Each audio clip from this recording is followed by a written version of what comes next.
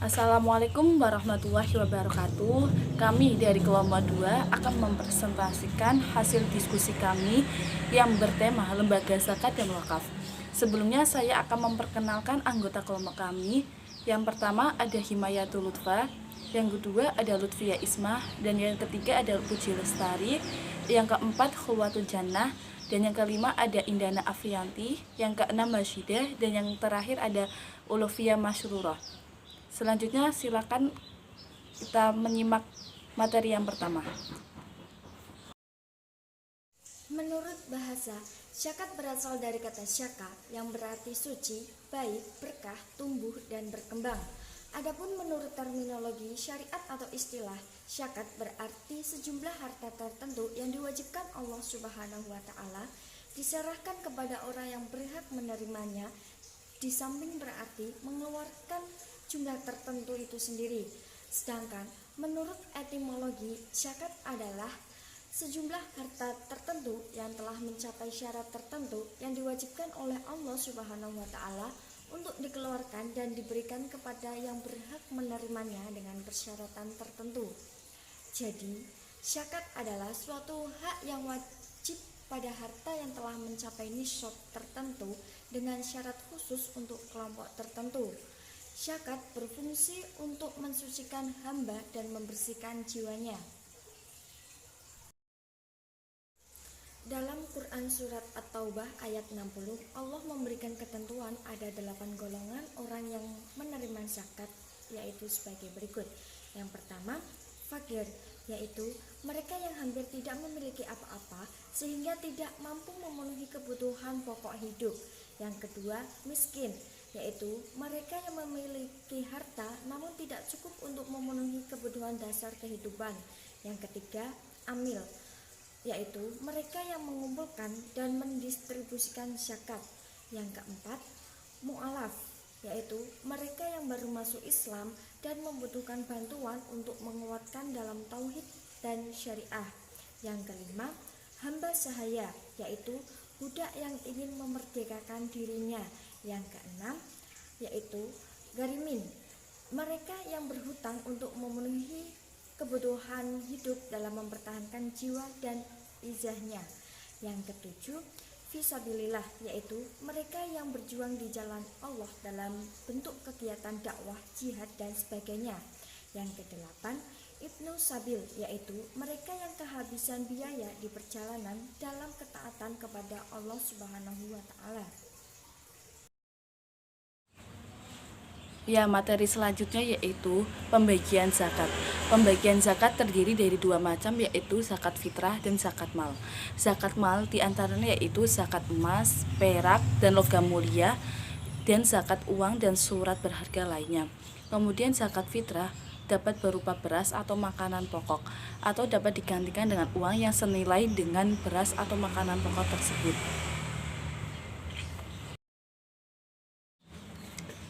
Ya, selanjutnya yaitu fungsi zakat. Zakat merupakan ibadah ma'aliyah ijma'iyah atau ibadah harta yang berdampak pada kehidupan sosial. Karenanya, zakat juga menentukan pembangunan kesejahteraan umat dan ajaran Islam. Adapun fungsi zakat yaitu diantaranya yang pertama, wujud keimanan kepada Allah Subhanahu wa Ta'ala, wujud syukur atas nikmat Allah Subhanahu wa Ta'ala, wadah menumbuhkan akhlak baik dengan rasa kemanusiaan tinggi, kemudian menghilangkan sifat rakus dan materialistis, kemudian akan menumbuhkan semangat kerja, menafkahi diri sendiri dan keluarga dengan mendorong seseorang menjadi musyaki. Selain itu, zakat juga dapat mencucikan hati dari penyakit kikir dan bakhil. Kemudian, zakat juga dapat menimbulkan sifat memberi dan dermawan dan menumbuhkan solidaritas. Lembaga Amil Zakat. Lembaga Amil Zakat yang selanjutnya disingkat LAZ adalah lembaga yang dibentuk masyarakat yang memiliki tugas membantu pengumpulan, pendistribusian, dan pendayagunaan zakat. Badan Amil Zakat Nasional atau Basnas merupakan lembaga yang melakukan pengelolaan zakat secara nasional. lembaga pemerintahan non-struktural yang bersifat mandiri dan bertanggung jawab kepada Presiden melalui Menteri Agama. Selain Basnas, Undang-Undang Zakat juga mengatur tentang lembaga amil zakat atau LAZ sebagai pengelola zakat atau amil non-negara yang dapat mengelola zakat setelah memenuhi syarat-syarat tertentu. Pada dasarnya, LAZ yang legal yang pembentukannya berdasarkan izin dari menteri atau pejabat lain yang ditunjuk menteri. Untuk mendapatkan izin, LAZ harus memenuhi persyaratan di antaranya 1. Terdaftar sebagai organisasi kemasyarakatan Islam yang mengelola bidang pendidikan, dakwah, dan sosial yang harus mendapatkan izin dari pejabat yang berwenang. 2. Berbentuk lembaga berbadan hukum. 3. Mendapat rekomendasi dari Basnas. 4. Memiliki pengawas syariat baik internal maupun eksternal. 5. Memiliki kemampuan teknis, administratif, dan keuangan untuk melaksanakan kegiatannya. 6. Bersifat nirlaba. Yang ketujuh, memiliki program untuk mendayagunakan zakat bagi kesejahteraan umat dan bersedia audit syariah dan keuangan secara berkala. Selanjutnya yaitu studi kasus mengenai zakat, yaitu yang berjudul Zakat sebagai Sarana Pengentasan Kemiskinan, studi kasus Lembaga Amil Zakat Bina Umat Mandiri Kabupaten Ngawi. Zakat memainkan peran lebih penting dibanding dengan lembaga-lembaga sosial lainnya seperti panti asuhan dan yayasan-yayasan dalam menghapus kesenjangan sosial.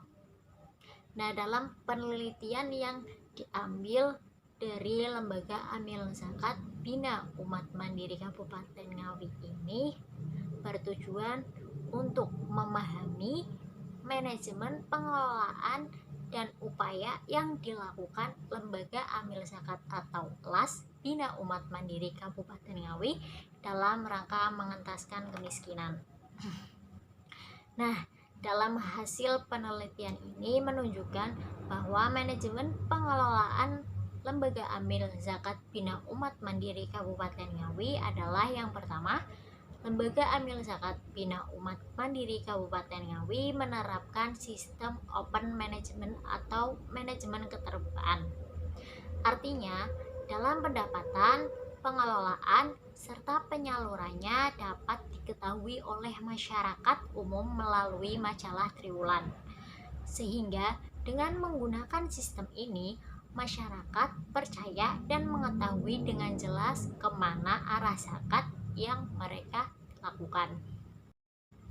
Kedua, dalam rangka pengentasan kemiskinan, Lembaga Amil Zakat Bina Umat Mandiri Kabupaten Ngawi melakukan berbagai upaya seperti penyaluran beasiswa, kafalah doat, wakaf Al-Quran, dan Iqra, kemudian bantuan pendidikan TPA dan TKIT, bantuan renovasi masjid ataupun musholah, bantuan daerah bencana, daurah pembinaan umat. Kemudian yang ketiga, zakat yang ada di Lembaga Amil Zakat Bina Umat Mandiri Kabupaten Ngawi dilihat dari hasilnya belum 100% mencapai target untuk mengentaskan kemiskinan. Akan tetapi, dari awal tahun berdirinya sudah mengalami peningkatan yang baik.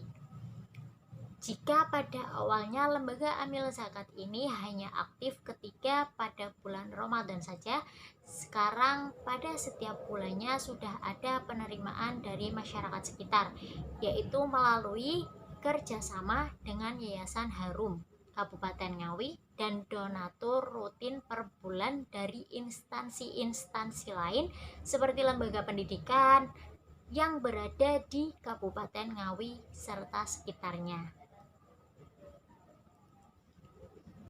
Ya, pengertian wakaf. Kata wakaf berasal dari bahasa Arab yang berasal dari akar kata wakafa, berarti menahan, berhenti, diam di tempat atau berdiri. Kata wakafa yakifu wakfan semakna dengan kata habasa yahbisu tahbisan. Maknanya terhalang untuk menggunakan.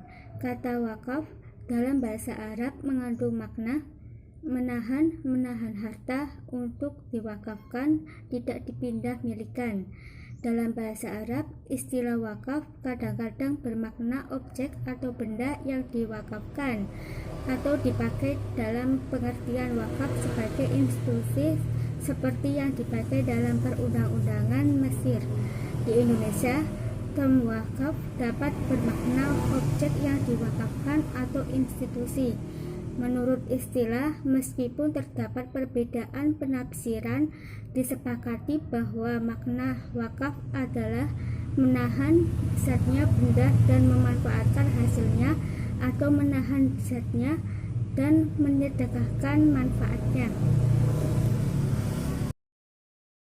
Selanjutnya ada unsur atau rukun wakaf. Wakaf dinyatakan sah apabila telah terpenuhi rukun dan syaratnya. Rukun wakaf menurut fikih ada 4. Yang pertama, wakif adalah orang yang mewakafkan.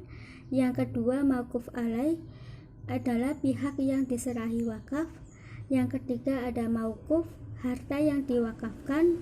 Dan yang keempat ada sikot atau ikrar, ialah pernyataan atau ikrar wakif sebagai suatu kehendak untuk mewakafkan. Selanjutnya ada bentuk-bentuk wakaf. Bentuk-bentuk wakaf ada 2. Yang pertama ada wakaf ahli, ditujukan kepada orang-orang tertentu, seorang atau lebih, baik keluarga si wakaf maupun bukan.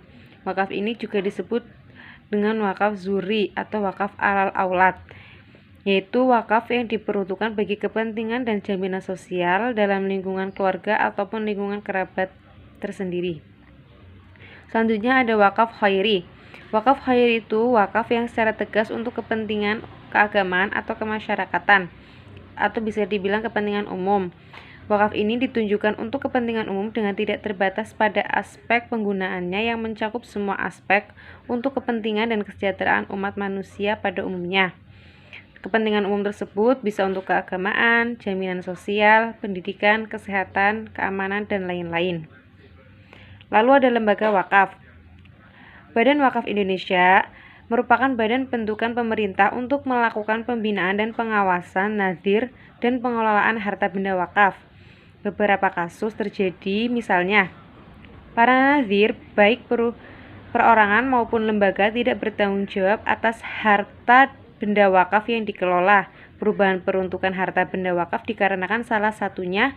Jadi, Badan Wakaf Indonesia merupakan lembaga independen untuk mengembangkan perwakafan di Indonesia yang dalam melaksanakan tugasnya bersifat bebas dari pengaruh kekuasaan maupun serta tanggung jawab kepada masyarakat. Misalnya, ada perubahan tata ruang kota sehingga harus digusur atau dipindahkan.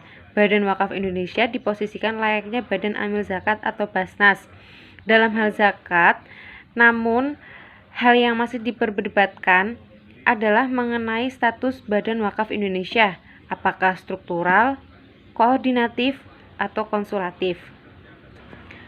Sementara itu, sesuai dengan Undang-Undang Nomor 41 Tahun 2004, Pasal 49 Ayat 1 disebutkan bahwa Badan Wakaf Indonesia mempunyai tugas dan wewenangnya, yaitu yang pertama, melakukan pembinaan terhadap nazir dalam mengelola dan mengembangkan harta benda wakaf.